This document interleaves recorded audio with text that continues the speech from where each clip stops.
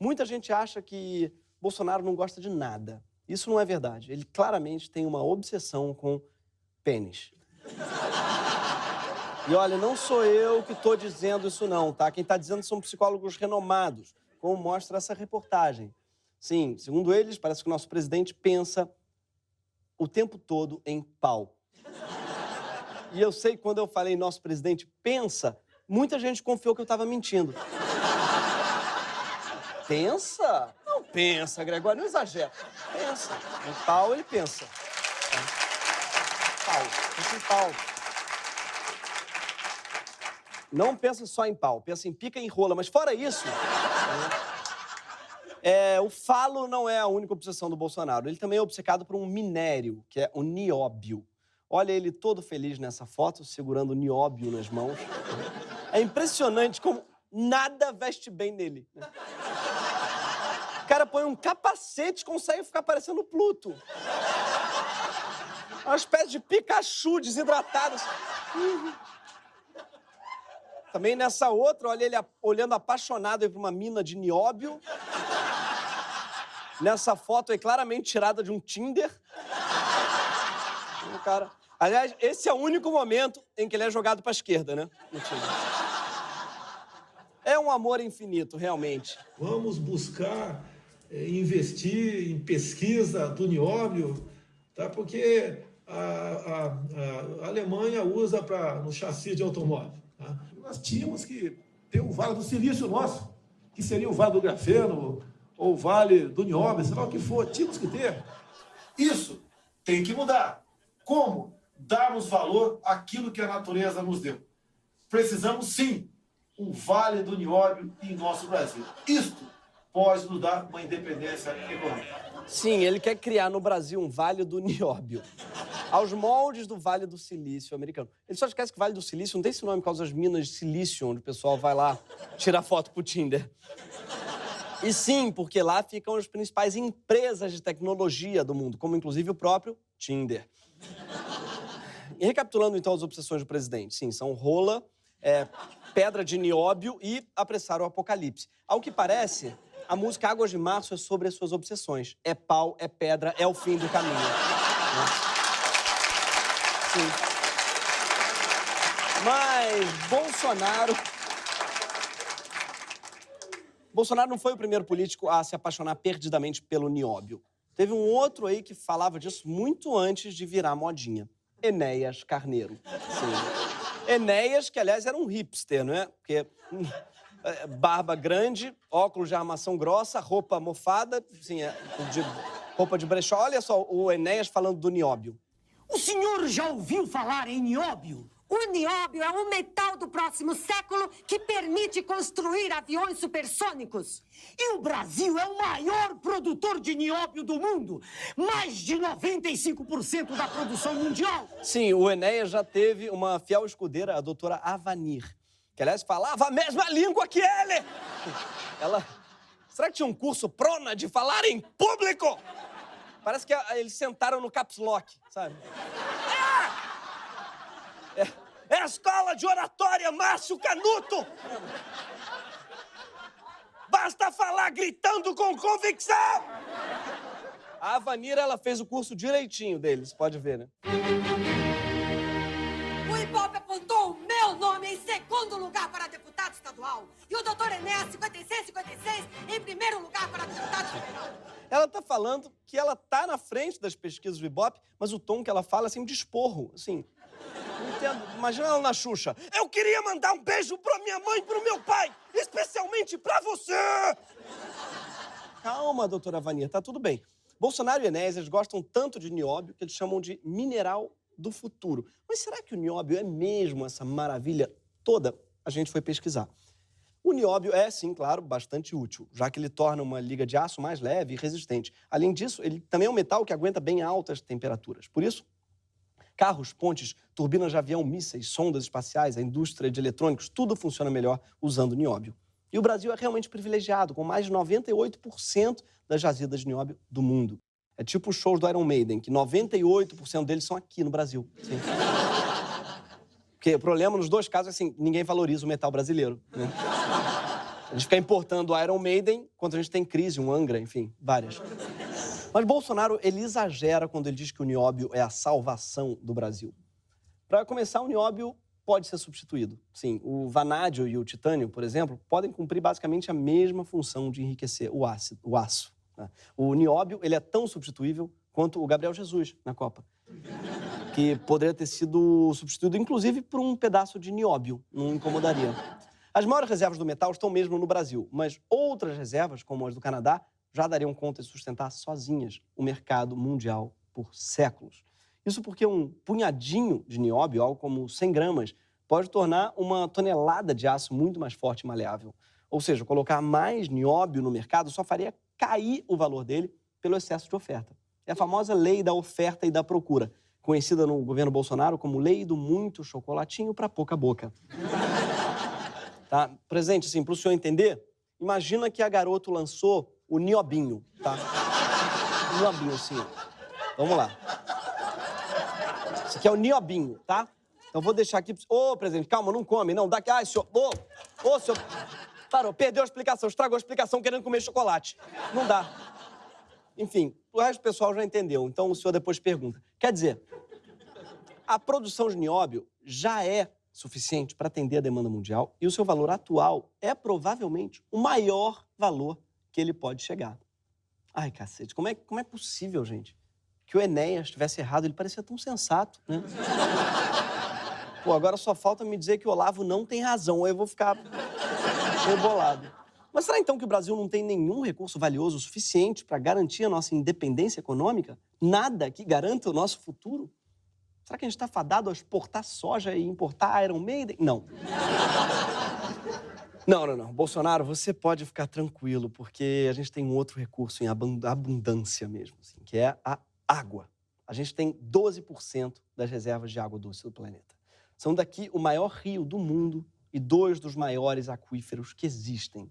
Hoje, o Brasil é chamado de a Arábia Saudita da água. Por quê? Porque a gente tem água pra cacete, igual os sauditas têm petróleo. E também porque a gente é um califado ultraconservador, onde o rei é o pai, mas quem manda é o filho. Mas um pouco pelos dois. Chamam a Terra de planeta água, e não é à toa. 70% da superfície da Terra é água.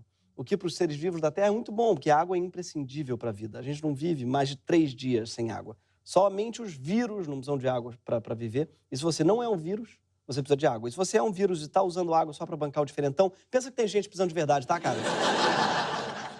Acontece que o universo ele é cheio de ironias e ainda que a maior parte do nosso planeta seja recoberto por água, apenas 2,4% dela é doce. E mais, desse pouquinho de água doce, somente 0,02% está disponível para ser consumida. Isso, 0,02%. Presidente, para o senhor entender, vamos lá de novo. Imagina uma caixa de bombom Garoto em que todos os bombons são Caribe, tá? Só tem uma lasquinha de choquito. Ali no cantinho, uma lasquinha. Como assim, presidente? O Caribe é seu preferido? Isso diz muito sobre o senhor. Né? Essa lasquinha de choquito, por acaso, né? Ela tá por aqui. Mas, enfim, é justamente por causa dessa escassez dessa lasquinha que a água doce já é um recurso mineral tão valioso quanto o petróleo. Só que o petróleo tá com os dias contados. É tipo piada com Juntos e Shallow Now, sabe? Foi super importante, definiu uma era, mobilizou o Brasil, mas, sinceramente, gente, já deu. Tá? Parou. Sabe quem já percebeu que a água é o petróleo do futuro? Os megabancos internacionais. O Goldman Sachs e o Credit Suisse já compraram milhares de hectares de terra com rios e aquíferos pelo mundo, ao ponto de serem chamados de barões da água. O crescimento bilionário do mercado da água atraiu também grandes empresas, como a Siemens e a Dow, que poderiam se juntar e fazer uma banda, a Siemens of a Dow. Desculpa. Essas empresas não estão apenas comprando água apenas para vender para o consumidor individual. Elas também estão de olho no maior consumidor de água do mundo. O jovem de ressaca? Não, a indústria. A indústria, que usa água para fazer quase todos os produtos. Ah, não, mas não tem água na minha calça jeans. Então, tem muita água envolvida na produção de quase todas as coisas. Um copo de cerveja, por exemplo, né, para ser produzido, consome 75 litros de água. Um cafezinho consome 140 litros. Uma camisa de algodão, 2.700 litros. E uma calça jeans, 11.000 litros. Lembra quando a Gisele Bündchen veio ao público pedir para a gente economizar água fazendo xixi no banho? Então, ela devia ter pedido para a gente parar de comprar calça jeans. Mas alguma coisa me diz que ela teria tido complicações contratuais. A totalidade da água que foi consumida e poluída nos processos produtivos é chamada de água virtual, que é um nome péssimo, porque faz parecer que é tipo a água que você usa para fazer um lago no Minecraft. Mas não, porque essa água envolvida na produção, ela existe. Então, o nome bom para água virtual seria água mesmo, porque é água. O Brasil exporta 112 trilhões de litros dessa água por ano, algo como 45 milhões de piscinas olímpicas. E quase metade dessa água vai para a Europa. Aliás, os europeus, eles importam cerca de 40% da água virtual que eles consomem. Claro, eles não querem gastar a água deles produzindo cafezinho, camiseta, calça jeans e soja. Então, eles terceirizam a distopia. Porque para eles acabar com a nossa água, não custa quase nada. No Brasil, tem mais de 200 comitês de bacias. O que esses comitês fazem? Eles regulam o uso da água de uma determinada bacia hidrográfica, que é uma área área de um rio e seus afluentes. Só que apenas 57 desses comitês fazem algum tipo de cobrança pelo uso da água. E o valor médio dessa água é extremamente baixo, de 1 a 2 centavos por 1.000 litros. Sim, são menos de 2 centavos por caixa d'água. Para fins de comparação com o que você paga, um caminhão-pipa de 5.000 litros cobra cerca de R$350, que é mais ou menos o que cobram por uma garrafa d'água no Cinemark. E olha, não é nem água gourmet, né? Porque sim, existe água gourmet, tá? Como água Voss, que custa R$32 a garrafa. Aliás, um breve parênteses, a gente mostrar 2 sommeliers de água experimentando essa maravilha. Ela é uma água que, por si só, ela é muito leve. Realmente, muito leve. Não tem gosto de absolutamente nada. Sim. Você vê, né? A inflação, até nada custa caro hoje em dia.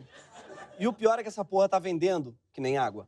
Mas talvez a gente devesse aprender com a Voss e cobrar mais pela nossa água. E como a gente não cobra nada, muitas empresas se implantam aqui no Brasil e fazem a festa da água, também conhecida como pool party. A Coca-Cola, por exemplo, abriu uma de suas maiores fábricas de refrigerantes em Minas, na cidade de Itabirito. Itabirito, que parece muito o elogio do Didi Mocó. Ih, Itabirito! Ih!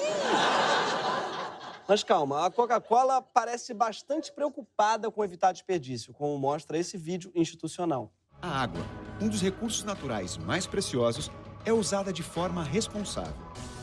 Com a otimização dos processos, a cada 1,4 litros de água que entram na produção, 1 litro vira bebida. Do restante, grande parte que viraria efluentes é reaproveitada em banheiros e na irrigação dos jardins. A gente já aprendeu aqui no Greg News que se você precisa contratar um publicitário para convencer as pessoas que você é sustentável, você provavelmente não é tão sustentável assim.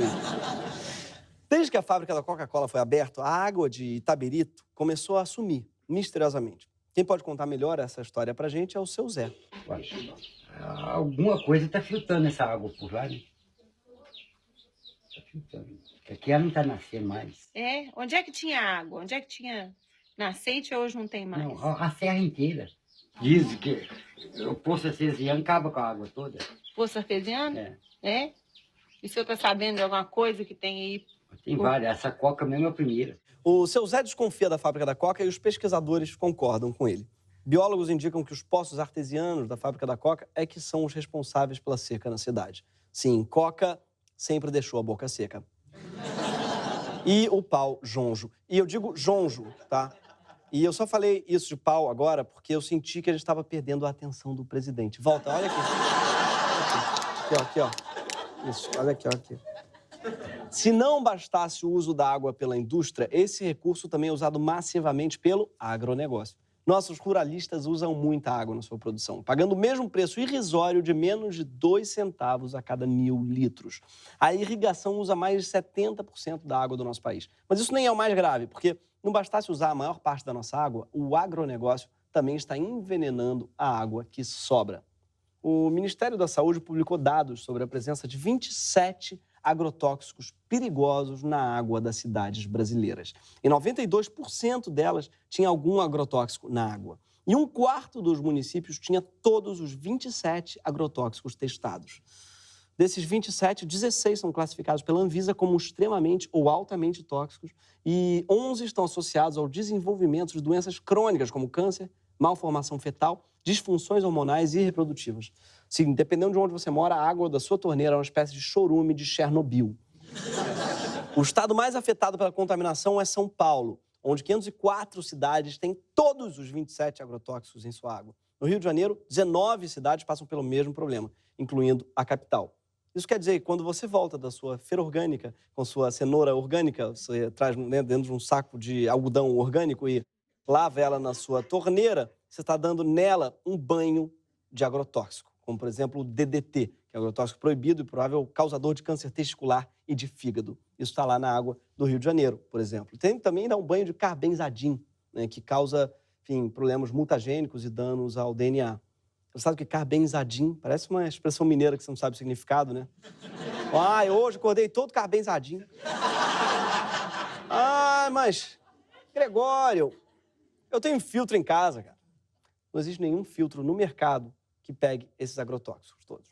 Ah, mas é que meu filtro é de barro. Eu tenho um filtro artesanal vegano. Não importa, cara. Não filtra. Queria ver os sommeliers de água, em vez de ficar provando o vosso, provando a nossa água filtrada. Me dá vontade de ver assim. Deixa eu ver aqui. Que é da região de Monsanto, né? Tem notas de DDT com retrogosto de não vou conhecer minha neta. Bolsonaro, você reclamou que os estudantes não sabiam a fórmula da água, mas é que nossa água tem 2 átomos de hidrogênio, 1 de oxigênio e 27 substâncias que vão deixar os seus testículos com a cara do velho da van. E sabe quem não está fazendo nada para mudar essa situação? Sim, você mesmo, Bolsonaro. Você defende o uso massivo de agrotóxicos, que você chama de defensivos agrícolas, porque, bom, branding é tudo, né, pessoal? O governo atual tem batido recorde na liberação de novos agrotóxicos. Foram mais de 160 até agora. E Bolsonaro ainda diz que, se dependesse dele, a liberação seria ainda mais flexível. Como é que sobre a legislação sobre defensivos agrícolas que está em discussão no Congresso? A discussão, de que dependesse de mim, seria diferente essa propositura, né? Hoje em dia, é a Anvisa que decide a liberação desse material. Quer agora trazer também para a responsabilidade para o Ministério da Agricultura. No que depender de mim, apenas o Ministério da Agricultura decidiria a liberação de defensivos. Sim, ele acha que não é a Anvisa, a Vigilância Sanitária, que tem que avaliar os agrotóxicos, e sim o agronegócio.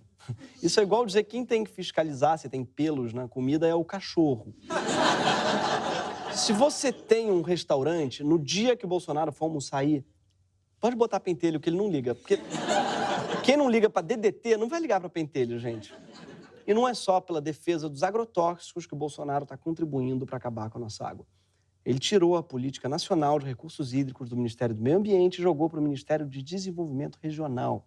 Na verdade, mesmo se ele não tivesse feito isso, não faria muita diferença, porque o Bolsonaro escolheu para ministro do Meio Ambiente Ricardo Salles, que é um cara que foi condenado por adulterar mapas de áreas de proteção do Rio Tietê para permitir a ampliação da mineração. Até agora, em junho, Salles ainda não tinha nomeado ninguém para cargos importantes para a preservação da nossa água. Vai ver, ele é muito criterioso, ele não achou a pessoa certa. Ele é tipo o Davi Luiz, que escolheu esperar, vai saber. Mas a gente precisa ser justo com o Bolsonaro, porque assim, ele até tentou fazer alguma coisa pela água no Brasil. Jair Bolsonaro continua anunciando medidas nas redes sociais. Hoje, ele disse que, em janeiro, o futuro ministro Marcos Pontes visitará instalações de dessalinização de água em Israel. O objetivo é utilizar essa técnica para beneficiar o Nordeste. Faltou alguém contar para o Bolsonaro que desde 2004 que o Brasil já dessaliniza água no Nordeste, em mais de 3.500 poços de água salobra. Bolsonaro deve se achar um gênio, fazer esse tipo de coisa direto, né? Ah, em Israel tem uma tecnologia que eu quero importar, que é uma paçoquita que só que é cremosa. Ele chama paçoquita cremosa. Antes de Bolsonaro, nossa relação com a água já era meio tóxica. A má gestão da água no Brasil é histórica, dos governos militares aos presidentes Lula, Dilma, Fernando Henrique. Esse problema é um Uber Pool, dá para compartilhar, tranquilo. Por exemplo, dados de 2015, em pleno governo Dilma, já mostravam que registrar um agrotóxico no Brasil custava $526, enquanto a mesma operação nos Estados Unidos saía por $630 mil. 1.197 vezes mais caro. Sim, você achando nos Estados Unidos tudo é mais barato, né? Não, tudo bem, máquina fotográfica, enxoval de bebê, maquiagem da Sephora, ou Sephora, ou Sephora, né? Ou blogueira. Tem que decidir, gente. Tem que ter uma espécie de reunião de blogueiras pra como é que fala essa porra, vai. Sim. Essa regra não se aplica a agrotóxico. Exatamente. Parece, inclusive, o preço do PlayStation é uma punição pelo que a gente faz com o agrotóxico lá com ele.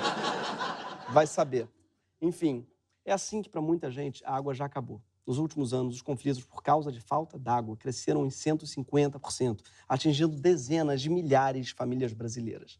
Aqui, no lugar com mais água doce do mundo, a gente já tem praticamente um conflito por água a cada 2 dias.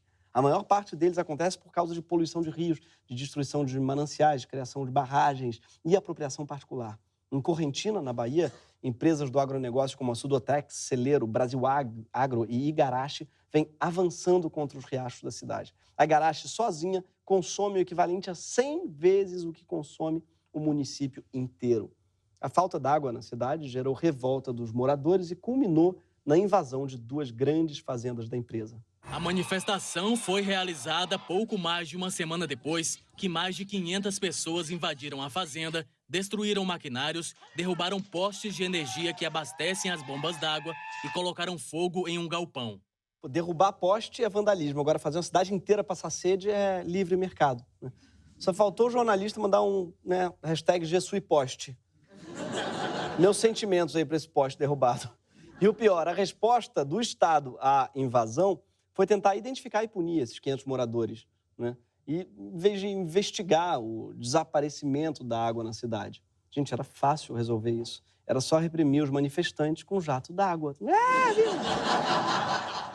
A crise hídrica ela só tende a crescer. Assim como em Correntina, o Egito, Etiópia, Bolívia, Peru, Equador, Sudão, Síria, Iraque e Turquia já têm guerras internas pela água. Nos próximos anos, cidades como São Paulo, Londres, Pequim, Barcelona e Tóquio devem enfrentar a escassez total. Não é o nióbio que é o recurso mineral do futuro, é a água mesmo. E é por isso que talvez a gente tenha que tomar algumas decisões difíceis. Talvez seja a hora de incluir no valor das nossas exportações o preço justo pela água que foi consumida na produção. E esse preço não pode ser 2 centavos por 1.000 litros, porque não é isso que a água custa para a gente quando ela começa a faltar. O governo também não deveria emitir licenças de captação de água além de um limite que garanta a capacidade de regeneração natural dos rios, nascentes e igarapés. Porque senão é simples. Gente, a água acaba. E o ser humano é foda. Não dá valor enquanto tem, só quando acaba. É como diz aquele clássico da canção popular brasileira, é preciso perder para aprender a valorizar o igarapé. Sabe como é que é? E está mais do que na hora de parar de tratar agrotóxico como defensivo e limitar agressivamente o seu uso. E se alguém vier falar que é ruim para a economia, pode dizer que a água já é tão valiosa quanto o petróleo e que faz sentido econômico preservá-la. A água ainda pode subir muito de valor, ao contrário do nióbio, que já tem hoje o maior preço que ele pode ter. E, de qualquer forma, não adianta ter uma economia próspera quando a água da tua torneira está cheia de veneno. Só que não adianta a gente ficar falando isso, entendeu? Sem convencer quem tem o poder de mudar a nossa política de agora, entendeu? Então, assim, gente, eu acho que a gente tem que falar com quem? Com o presidente, com o Bolsonaro, entendeu? E para isso, enfim, a gente precisa da ajuda do cara que mais te influenciou ao longo dos anos e te convenceu, inclusive, a gostar de um recurso natural. E para me ajudar, eu queria chamar aqui a doutora Aguanir.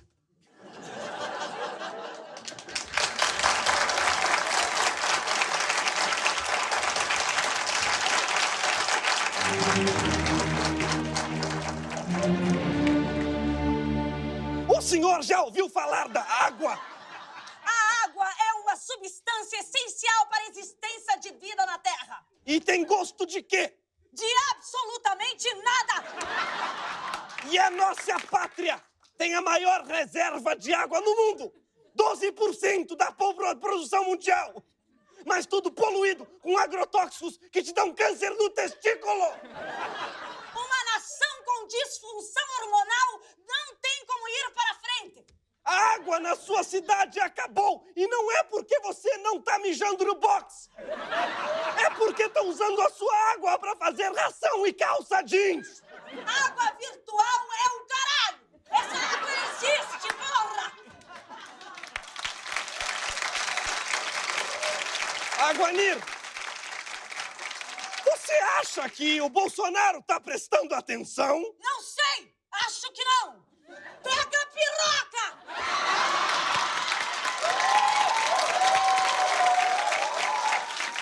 Nós precisamos!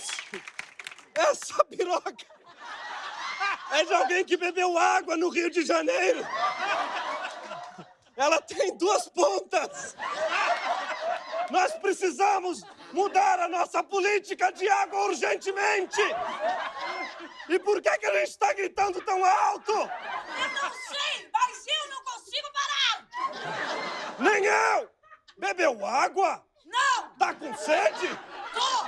Olha, água mineral! Shallow now! Pela última vez! Meu nome é Gregório! O meu nome é Aguanir! E esse foi o Greg News! Toda sexta-feira, às 11 horas da noite, só na HBO! Palmas pra Karina Ramiro!